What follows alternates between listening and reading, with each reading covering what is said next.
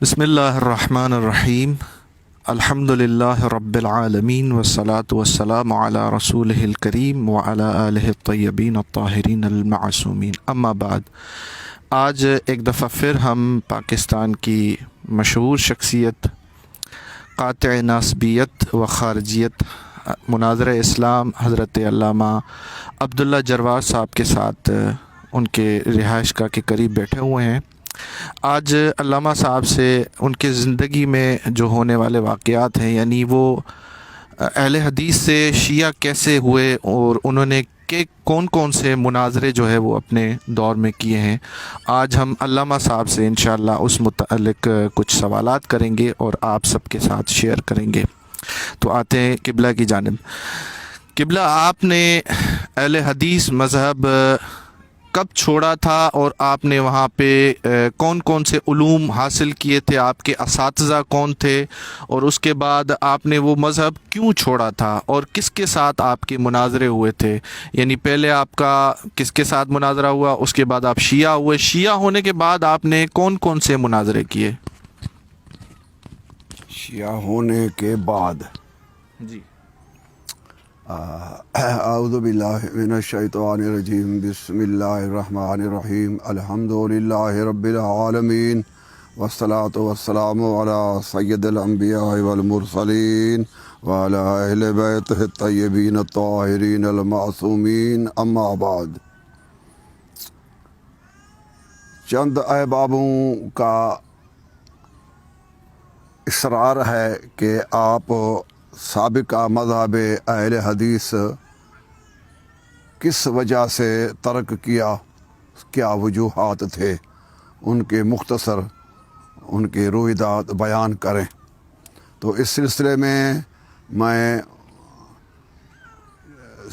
72 میں مناظرہ ہوا تھا حیدرآباد، اس وقت ضلع حیدرآباد، نیو سعید آباد اس میں تحصیل تھی۔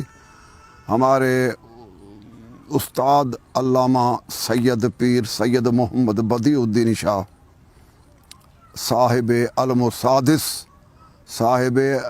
السادس، چھٹویں جھنڈے کے، اپنے خاندانی موروثی میں سے چھٹویں جھنڈے کے وہ صاحب علم تھے۔ انہوں کا مدرسہ جامع رشاد محمدیہ نیو سعید آباد میں تھا۔ مجھے انہوں نے 4 سال علوم الحدیث پڑھایا۔ علوم الحدیث میں متون حدیث، شروع حدیث، رجال حدیث، علل حدیث یہ اور اصول حدیث، ان 5 علوموں پر مہارت حاصل کرنے کے بعد میں نے 4 سال پیر صاحب کے ہاں علم الحدیث کے ان فنونوں کا تجزیہ، تعلیم، تدریس، تبلیغ کرتا رہا۔ تو اس وقت میں ثانی مدرس تھا۔ پیر صاحب پیر بدیع الدین شاہ محدث دیار سندھ، اور بلکہ وہ تو قریب جب وفات ہوئی تو پورے پاکستان کے اہل حدیث کے امام تھے۔ تو انہوں کے ہاں میں نے یہ فنون پڑھے، چونکہ انہوں کی بڑی لائبریری تھی، اور یہ 3 بھائی ہیں، پیر وہاب اللہ شاہ، محدث پیر وہاب اللہ شاہ، کچھ اسباق میں نے ان کے پاس بھی پڑھے تھے، اور پیر وہاب اللہ شاہ، پیر محب اللہ شاہ، پیر بدیع الدین شاہ، وہ بیچ والے جو ہیں پیر وہاب اللہ شاہ وہ حنفی تھے، اور محب اللہ شاہ اور سید بدیع الدین شاہ یہ دونوں اہل حدیث تھے۔ تو ان دونوں اہل حدیثوں کے پاس میں نے عظیم لائبریری جو انہوں کی تھی، میں وہ اپنے قلمی نسخے جو اب تک اس وقت جو شائع نہ ہوئی تھیں، یعنی زیر اتباعت سے آراستہ نہ ہو کر آئی تھیں، قلمی نسخے ان کے لائبریریوں میں موجود تھے۔ میں نے رجال اور اصول حدیث میں نے ان کی کتابوں کا قلمی نسخوں کو میں نے اپنے ہاتھ سے وہ نسخے میں نے اپنے مسودہ اپنی بیاض میں جمع کیے۔ 4 سال تک میں پڑھاتا رہا۔ پیر صاحب کے 2 بیٹوں کا میں استاد بھی ہوں۔ سید حاکم علی شاہ پیر صاحب کے چھوٹے بیٹے ہیں، میں ان کا بھی استاد ہوں، اور سید دادن شاہ وہ بھی پیر صاحب استاد پیر بدیع الدین شاہ راشدی صاحب المسادس کے بیٹے ہیں. میں ان کو سنن ابو داؤد اور سنن ترمذی کا درس پڑھایا کرتا تھا. تو اس دوران تو میں نیو سعید آباد میں ایک مسجد میں جو اہل حدیث کی مسجد تھی، مجھے پیر صاحب نے ادھر پیش نماز کر رکھا. جمعہ کا خطبہ بھی میں دیتا تھا. تو میں جمعہ کے خطبوں میں شیعہ مذہب کو بہت کوستا تھا، بہت ان پہ میں برستا تھا، بہت میں شیعوں پر جرح کرتا تھا. تو ادھر کے جو بلوچ تھے کھوسا برادری کے، وہ میرے ملنے آئے کہ آپ جروار ہیں، بلوچ ہیں، ہم بلوچ ایک ہیں، آپ ہم کو کیوں کافر کہتے ہیں؟ میں نے کہا آپ دشمن اہل بیت ہیں. تو انہوں نے کہا کہ ایسے نہیں ہونا چاہیے. میں کہ قومیت مذہب میں نہیں چلتی، قومیت کی بات دوسرے نمبر پہ ہے، پہلے بات اسلام اور مسلمان کی ہے. اگر تم حق پر ہو تو کوئی عالم میرے مقابلے میں لاؤ. تو انہوں نے ایک مہینے میں پورے سندھ میں تو کوئی مقابل میرے نہیں ملا. پنجاب کے ضلع گوجرا میں مولوی مناظر اسلام علامہ محمد اسماعیل سابق دیوبندی کو میرے مناظرے میں لائے. پہلے عشرہ محرم تھا، علامہ مناظر اسلام نے ادھر پڑھا. عشرہ محرم میں ہمیں دعوت دی گئی کہ آپ بھی رات کو سماعت کرنے کے لیے آئیں. میں تقریباً 10 طلباء ساتھ لے جایا کرتا تھا، اور 5 جماعتی جو میرے پیچھے نماز پڑھتے تھے وہ بھی ساتھ چلتے تھے. 10 سے 12 تک مناظر اسلام تبلیغ کرتے. سارا رخ خطاب جو ہے وہ میرے طرف تھا. ان کو بتایا گیا تو پیر صاحب کے صوبے سندھ کا جو بڑا عالم ہے وہ یہی ہے، آپ کتابوں کا رخ اس طرف کریں جہاں وہ کھڑے ہیں. تو میں نے 10 راتوں کو سماعت کیا، اور علامہ مناظر اسلام محمد اسماعیل دیوبندی صاحب نے جو بھی مذہب شیعہ کا ثبوت پیش کیا سب ہم اہل سنت و اہل حدیث کے کتابوں سے دکھلایا، کتاب کو کھول کر کے بیان کیا. میں چونکہ علم کا پیاسا تھا، 4 مذاہب میں پہلے چھوڑ بھی آیا تھا عدم دلیل کے لیے کہ ان کا کوئی وجود ثبوت شرعی طور پر نہیں تھا. لہذا ان 4 مذہبوں 3 مذہبوں کو چھوڑ کے اب اہل حدیث کے آخری مذہب میں ٹاپک پر کھڑا تھا. تو میں نے انہوں کو دکھایا. تو اس وقت جو دلائل بھی جتنے تھے، میں اس وقت نازاں تھا، فرحاں تھا کہ مذہب اہل حدیث جو ہے اس سے زیادہ کوئی اور مذہب نہیں ہوگا. اور موضوع تھا کہ علامہ محمد اسماعیل صاحب کا 10 راتوں میں تشیع پر ثبوت سنی کتب سے، تشیع مذہب اہل بیت کا ثبوت اہل سنت کی کتب سے، خصوصاً اہل حدیث کی کتب سے. تو میں نے 10 راتوں سے پہلے جب 5 مجلسیں سنی تو میرے طلباء اور جماعتی جا کر رات کو 12 بجے سو جاتے تھے. میں چونکہ اس وقت ینگ تھا، مجھے جنون تھا مذہبی، میں رات کو 12 سے لے کر 2 تک کتابوں کو چیکنگ کرتا. تو آیا شیعہ مناظر نے حوالے صحیح دیے ہیں، کتاب صحیح بتایا، عبارت صحیح پڑھی ہے. تو میں جا کے 5 راتوں تک یہی کام کیا، دلائل کی چیکنگ کی، پوری دیکھ بھال کی. مجھے ایک دلیل بھی ان کی غلط نہیں نکلی. میں متاثر ہو گیا تھا مناظرے سے پہلے کہ افضلیت جو ہے رسول کے بعد وہ آل محمد کی ہے. میں یعنی تفضیلی شیعہ 10 تقاریر سننے سے میں تفضیلی شیعہ ہو گیا تھا، کیونکہ وہ خود انسان اپنے ضمیر کا آواز آتا ہے. جب قرآن میں اہل بیت کا یہ مقام ہے تو پھر وہ بھی تفسیر بھی ہمارے کتب اہل سنت میں ہو. تو میں اعتقاداً تفضیلی شیعہ ہو گیا تھا، جیسے شاہ ولی اللہ تفضیلی شیعہ ہیں، جیسے امام راضی تفضیلی شیعہ ہیں. اس قسم کے اور کافی اکابر ہیں. شاہ ولی اللہ کے جو استاد ہیں سید صدر الدین دہلوی، وہ بھی تفضیلی شیعہ ہیں. بہت سارے تفضیلی شیعہ ہیں. ابو حنیفہ جو امام اعظم ہے وہ خود تفضیلی ہے. امام شافعی جو ان کا امام ہے وہ بھی خود تفضیلی شیعہ ہے. اس طرح احمد بن حنبل تو تفضیلی شیعوں سے بھی بڑھ کر شیعہ ہے. مگر یہ وقت نہیں ہے کہ میں ان کا دلائل پیش کروں. آئندہ انشاءاللہ کسی موقع مناسبت سے میں احمد بن حنبل کو مکمل ابن تیمیہ کے مرشد کو، امام بخاری کے مرشد کو میں شیعہ ثابت کروں گا. یہ عقائد ہیں امام بخاری کے اور امام بخاری کے مرشد امام بخاری کے استاد احمد بن حنبل کے. بہرحال اس وقت موضوع یہ طے ہوا کہ جب 11واں دن ہوا تو عشرہ مکمل موضوع ہو گیا، مناظرہ ہمارا شروع ہو گیا. اس مناظرے میں ہم نے کیا دکھلانا تھا؟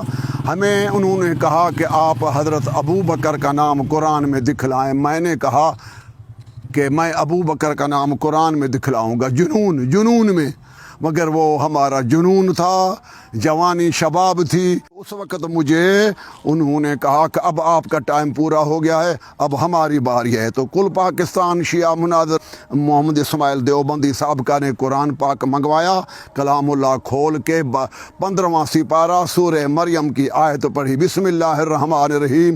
وَجَعَلْنَا لَهُمْ لِسَانَ صِدْقٍ عَلِيًّا. اللہ تعالیٰ نے فرمایا کہ میں نے 1.25 لاکھ انبیاء کے مذاہب کی ترجمان علی ابن ابی طالب کو بنایا ہے. یہاں علی جو ہے یہ ترکیب کے لحاظ سے بھی، عربی عبارت کے لحاظ سے بھی، اور آل محمد کی تفسیر کے مطابق. کیوں کہ مولویوں پر قرآن نازل نہیں ہوا، کسی بھی مذہب کا عالم ہو، عالم پر قرآن نازل نہیں ہوا. قرآن محمد رسول اللہ صلی اللہ علیہ وآلہ وسلم پر نازل ہوا ہے. لہذا رسول اللہ اس آیت کی تفسیر کریں یا رسول پاک صلی اللہ علیہ وسلم جس کو قرآن کا وارث قرار دیں. تو پیغمبر پاک نے قرآن کا وارث علی ابن ابی طالب کو قرار دیا ہے. اس کے لیے کئی حدیثیں صحیح موجود ہیں. مثلا انا مدینۃ العلم و علی بابھا، یہ صحیح سند ہے. بوقت میدان مناظرے میں ثابت کروں گا کہ یہ سند صحیح ہے. کسی بھی محدث کو جرأت نہیں ہوگی کہ اس پر جرح کر سکے. میں علم رجال کے وہی محدث جرح و تعدیل کے اماموں سے ثابت کروں گا کہ یہ حدیث صحیح ہے. اور سندن بھی اور معنوی طور پہ بھی امیر المومنین میں یہ صلاحیت موجود ہے کہ وہ دروازہ علم نبوت کا حامل ہے. چنانچہ علماء سنی محدثین نے اس حدیث کو صحیح مانا، حسن مانا. دوسری حدیث ہے القرآن مع علی وعلی مع القرآن. تیسری حدیث ہے کہ ولا تعلموہم فانہم اعلم منکم. اے میرے صحابیوں، تم میرے اہل بیت کو نہ پڑھاؤ، میں نے تم صحابہ سے اہل بیت کو علم قرآن زیادہ پڑھایا ہے. تو اس قسم کے احادیث میں وہ ثابت تھا. تو علی علیہ السلام جب آل محمد ہیں تو ان کا علم رسول پاک سے منتقل ہو کے علی ابن ابی طالب کے پاس قرآن کا علم آتا ہے. تو اب ہم رسول جو چھوڑ گئے تو وہ بھی 2 چیزیں چھوڑ گئے. حدیث ثقلین میں قرآن و اہل بیت، قرآن و اہل بیت کو رسول چھوڑ گئے. ہم صحابہ سے ترجمہ نہیں پوچھیں گے، یا رسول اللہ سے پوچھیں گے یا علی ابن ابی طالب سے پوچھیں گے. تو اس حدیث ثقلین متواتر ہے، یہ حدیث متواتر ہے. اس حدیث میں پیغمبر نے ساری امت کو قرآن کے سمجھنے کے لیے اہل بیت کے حوالے کیا ہے.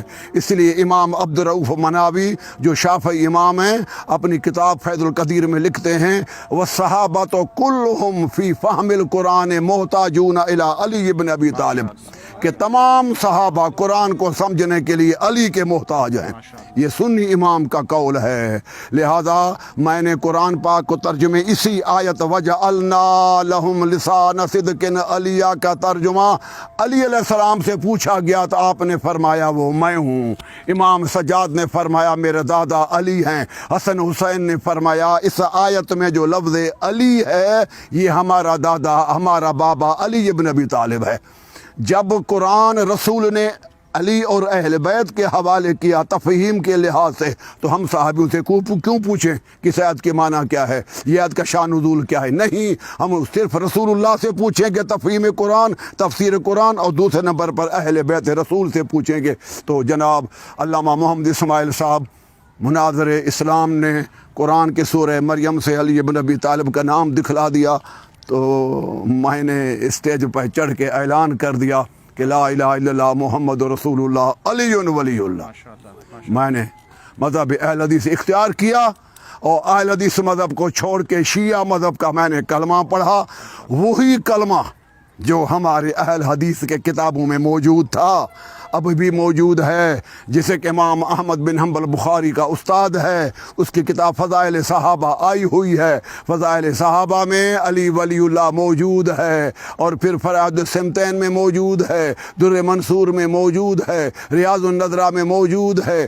کئی سندوں کے ساتھ جب اہل حدیث کے کتابوں میں رسول پاک نے کلمے میں ہمیں علی ولی اللہ دے دیا تو ثابت ہو گیا کہ کلمے میں علی ولی اللہ پڑھنا جائز ہے. اس لیے میں شیعت قبول کر دی۔ شیعت کی معنی ہی وہی ہے جو قرآن نے ہمیں مودت آل محمد مانگی ہے کہ رسول کے بعد اہل بیت سے محبت کرو۔ اہل بیت کی محبت کرنے سے آدمی شیعت کے پہلے سیڑھی پر قدم رکھ جاتا ہے۔ چنانچہ فتح الباری میں خاتم الحفاظ ابن حجر عسقلانی نے کہا ہے کہ وہ تشیع ہوا محبت علی۔ فتح الباری میں ہے کہ شیعت فقط نام ہی محبت اہل بیت کا ہے۔ جب اللہ نے قرآن میں محبت اہل بیت کو واجب قرار دیا ہے، تمہارے امام شافعی کیا کہتے ہیں؟ کفاکم یا اہل البیت فخراً، اے رسول کے اہل بیت ہو، تم اہل بیت کے لیے یہ فخر کافی ہے کہ اللہ نے محبت اہل بیت قرآن میں فرض کی ہے۔ محبتکم فرض من اللہ فی القرآن، امام شافعی فرماتے ہیں اللہ تعالیٰ نے تو اہل بیت کی محبت کو قرآن میں فرض کیا ہے۔ اور محبوب سبحانی، غوث سمدانی، قطب ربانی، عارف حق لاثانی، حضرت شیخ عبد القادر جیلانی سے پوچھا جاتا ہے کہ قبلہ مرشد و پیران پیر آپ بتائیں کہ شیعہ کو شیعہ کیوں کہا جاتا ہے؟ تو پیران پیر بول پڑے، کہتے ہیں کہ ان کو شیعہ کیوں کہا گیا؟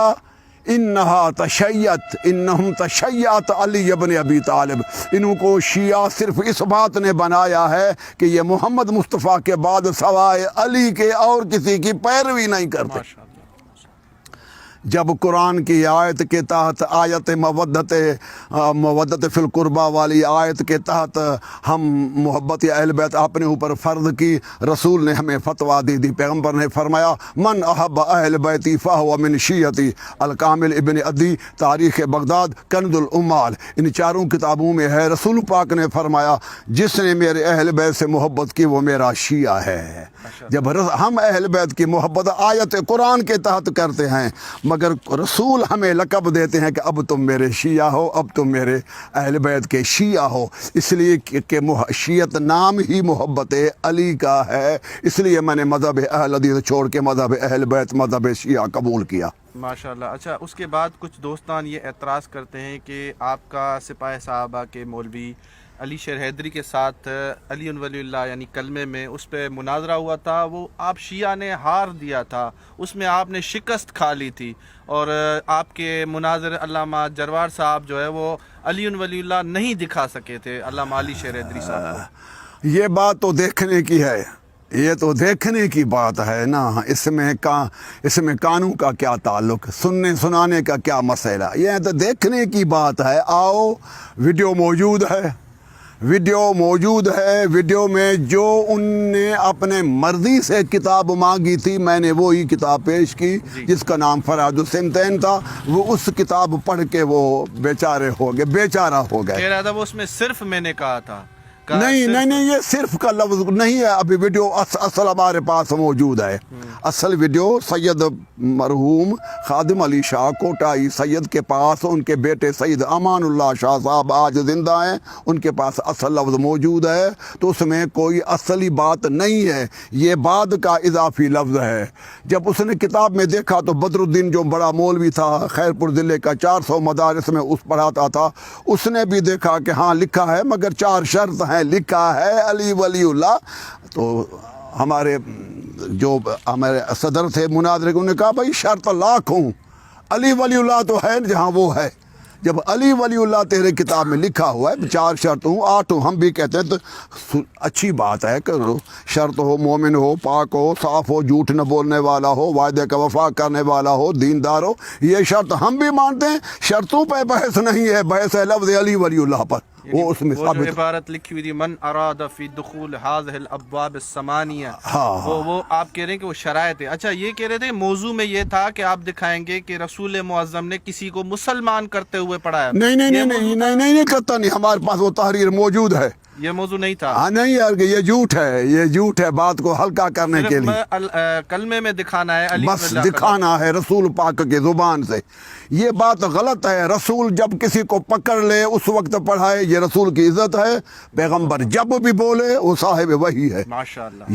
یہ پیغمبر کی توہین ہے کہ کسی ہندو کو پڑھائے تو پھر محمد کو مانیں گے، اور جب تک کسی ہندو سے بات نہ کرے تو ہم رسول کا قول ہمارے لیے حجت نہیں ہے۔ یہ توہین رسالت ہے، یہ توہین رسالت ہے، یہ سوال ہی باطل ہے۔